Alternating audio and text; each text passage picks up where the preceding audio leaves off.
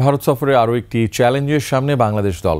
চেন্নাইয়ে লাল পিচে খেলা হলেও কানপুরে খেলতে হবে কালো পিচে। সেখানে বরাবরের মতো সুবিধা পাবেন স্পিনাররা।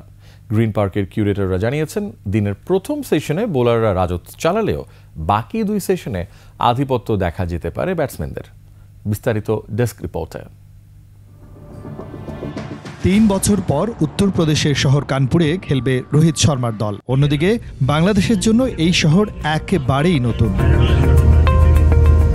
5 দিনের খেলা হলেও চেন্নাই টেস্টের ফলাফল এসেছে একদিন বাকি থাকতেই। সেখানে পেস বান্ধব লাল পিচে খেলেছিল দুই দল। তবে কানপুরের পিচ সম্পূর্ণ ভিন্ন, খেলা হবে কালো পিচে। যদিও পিচের চরিত্র কেমন হবে সেই বিষয়ে কোনো ধোঁয়াশা রাখেনি স্বাগতিকরা। উত্তরপ্রদেশের এক গণমাধ্যমকে দেওয়া সাক্ষাৎকারে পিচ কিউরেটর সাফ জানিয়েছেন, কানপুরে সুবিধা পাবেন স্পিনাররা। এই টেস্টের জন্য 3টি পিচ বানানো হয়েছে, যেখানে মাঝের পিচে খেলা হওয়ার সম্ভাবনাই বেশি। 2 দিন এই পিচে অনুশীলনের সুযোগ পাবে দুই দল। কানপুরে এর আগে 2 টেস্টে রবিচন্দ্রন অশ্বিন নিয়েছেন 16টি উইকেট। কানপুরের গ্রিন পার্কে হওয়া 23 টেস্টে স্পিনাররা পেয়েছেন 346 উইকেট। এই মাঠে শীর্ষ 5 উইকেট শিকারীর 4 জনই স্পিনার। ওয়ালটন টেলিভিশন মাত্র 25,490 টাকায় পাচ্ছেন গুগল টিভি।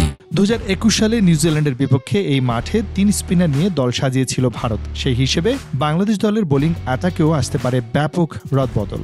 বাদ পড়তে পারেন তাসকিন নাহিদের যে কোনো একজন। বাংলাদেশ ভারতের তৃতীয় টেস্ট মাঠে গড়াবে 27 সেপ্টেম্বর। রাজীব জামান, স্পোর্টস ডেস্ক, 21 টেলিভিশন।